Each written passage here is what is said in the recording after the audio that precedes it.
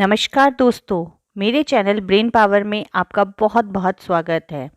आज मैं आपके लिए लेकर आई हूँ एक निबंध डॉक्टर भीमराव अंबेडकर पर। तो चलिए शुरू करते हैं। भारत में दलितों एवं पिछड़े वर्गों की लड़ाई लड़कर अपनी योग्यता एवं सक्रिय कार्यशक्ति के आधार पर भारत रत्न की उपाधि से सम्मानित डॉक्टर भीमराव अंबेडकर का जन्म 14 अप्रैल सन 1891 को महाराष्ट्र की महू छावनी में एक हरिजन परिवार में हुआ था। वे अपने माता पिता की 14वीं संतान थे।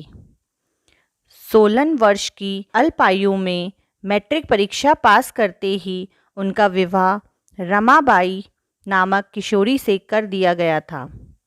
उनके पिता रामजी मौलाजी एक सैनिक स्कूल में प्रधानाध्यापक थे। उनके पिता चाहते थे कि उनका पुत्र शिक्षित होकर समाज में फैली हुई छुआछूत, जात पात तथा संकीर्णता की जैसी कुरीतियां को दूर कर सके। डॉक्टर भीमराव बचपन से ही कुशाग्र बुद्धि के बालक थे।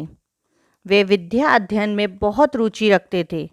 उन्होंने सन 1912 ईस्वी में बीए की परीक्षा उत्तीर्ण की तथा सन 1913 ईस्वी में बड़ौदा के महाराजा से छात्रवृत्ति पाकर वे उच्च शिक्षा पाने के लिए अमेरिका चले गए।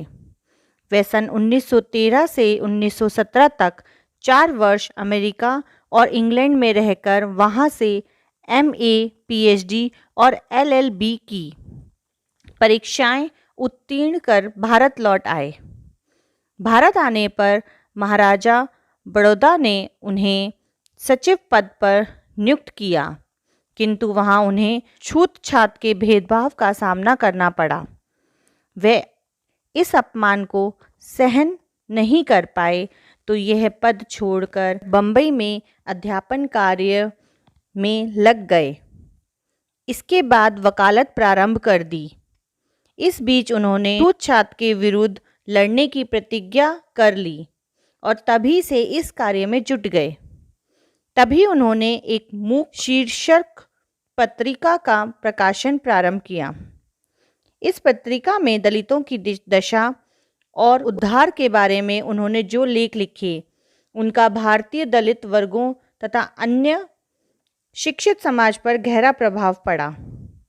सन 1947 ईस्वी में स्वतंत्रता प्राप्ति के बाद बने प्रथम केंद्रीय मंत्रिमंडल में इन्हें विधि मंत्री के रूप में सम्मिलित किया गया। इसी वर्ष भारत के अपने संविधान निर्माण के लिए जो समिति बनाई गई, डॉक्टर अंबेडकर उसके अध्यक्ष निर्वाचित हुए। इनके प्रयासों से ही भारतीय संविधान में जाति, धर्म, भाषा और लिंग के आधार पर सभी तरह के भेदभाव समाप्त कर दिए गए। बाद में जाने किन कारणों से डॉक्टर अंबेडकर का मन अपने मूल धर्म से विचलित हो गया और उन्होंने अपने जीवन के अंतिम दिनों में बौद्ध धर्म में दीक्षा ग्रहण कर ली थी। इसके बाद वे बौद्ध धर्म के प्रचार में लग गए। बाद में उन्होंने भगवान बुद्ध और उनका धर्म नामक एक ग्रंथ की भी रचना की। उनका निधन 6 दिसंबर सन 1956 ईस्वी को नई दिल्ली में हुआ। भारत सरकार ने उनकी सेवाओं को देखते हुए उन्हें मरणोपरांत भारत रत्न की सर्वोच्च उपाधि से सम्मानित किया। तो धन्यवाद दोस्तों, फिर मिलेंगे एक नई वीडियो के साथ। अगर यह वीडियो अच्छी लगी हो तो प्लीज़ लाइक करिए, सब्सक्राइब करिए और शेयर करिए और बेल आइकन को दबाना ना भूलें। Bye bye.